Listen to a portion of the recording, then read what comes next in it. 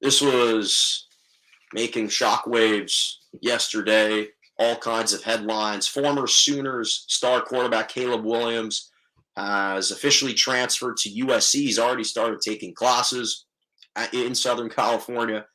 Obviously, he is following his former head coach, Lincoln Riley, who departed Oklahoma, departed Norman to take the USC head coaching job after USC lost, or after Oklahoma lost to Oklahoma State, and Oklahoma was essentially knocked out of the college football playoff contention. That's when Lincoln Riley left Norman and accepted the USC position.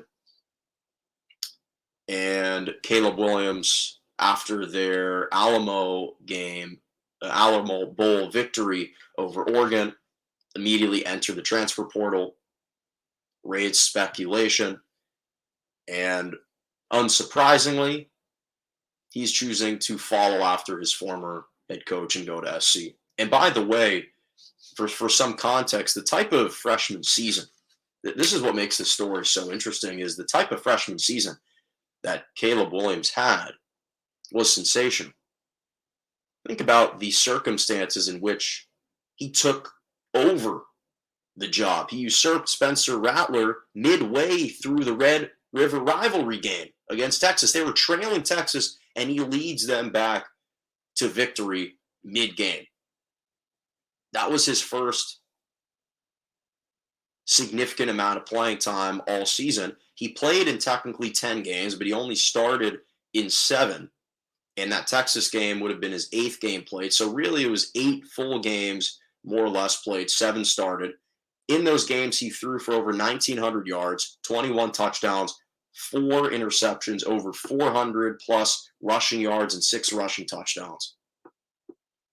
That's the type of production that Caleb Williams provided in that short amount of time. And so I can't begrudge this move at all. Because at the end of the day, Caleb Williams has one goal, one clear-cut goal and purpose in life at this moment. And that's to play quarterback at the NFL level. That's his number one goal, is to play quarterback in the NFL. He didn't sign with Oklahoma 2 years ago because he wanted to play for Oklahoma.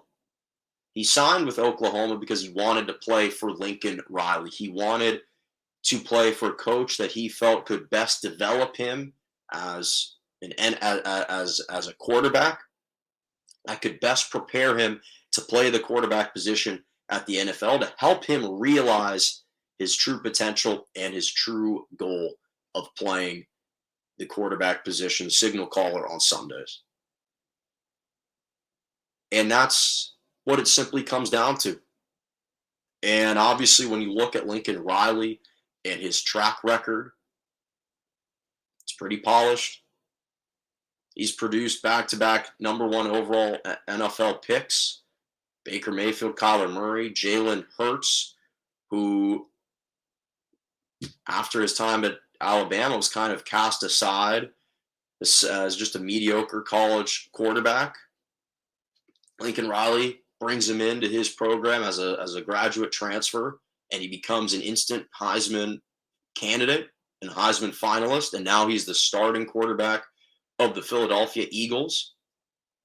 And at the very least, if the Eagles don't truly believe him as a franchise quarterback, he is a solid backup quarterback in the NFL, an elite backup at the very least. I think he's a starter, but needless to say, those are 3 quarterbacks in about 5 seasons that he's been there, that have produced for him like that have gone on to have success at the NFL level.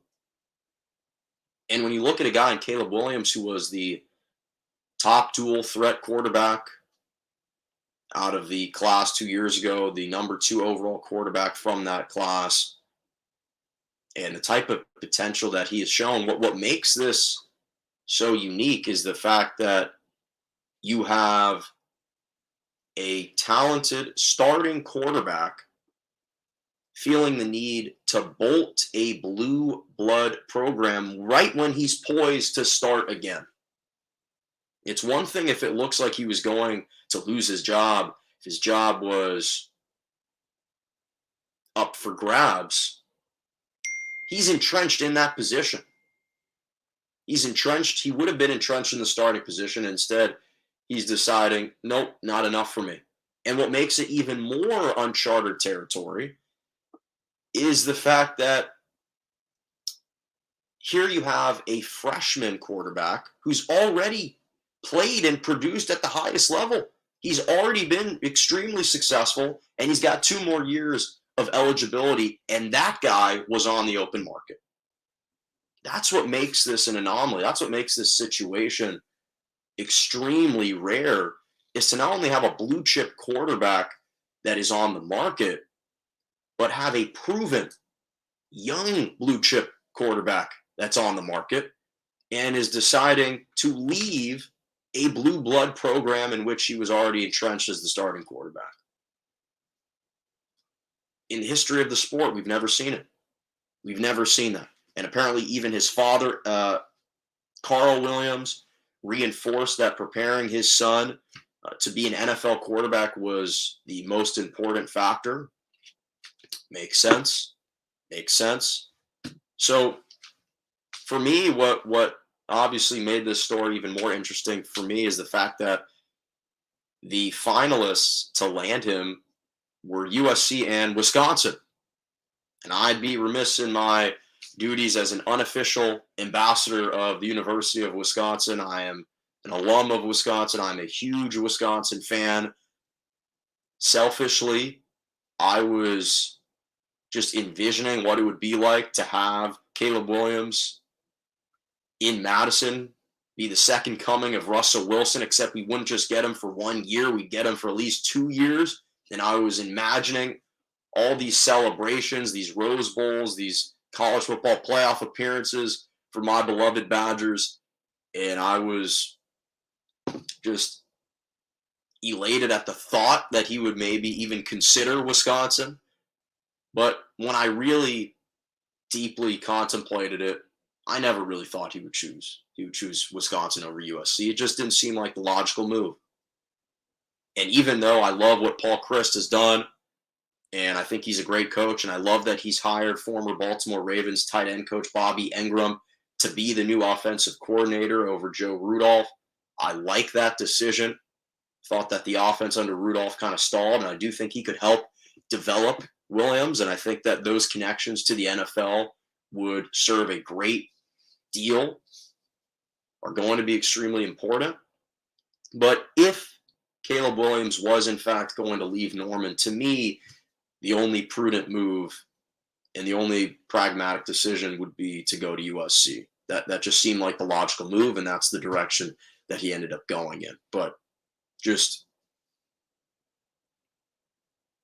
incredible, though, the mobility and just the volatility of this situation, and how quickly programs can change overnight now with the transfer portal, and just the way that NILs can have an influence on the outcomes. It's uncharted territory. We've never seen it before.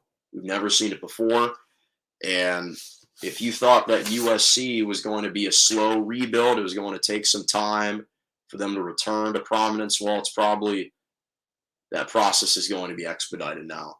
No question about it.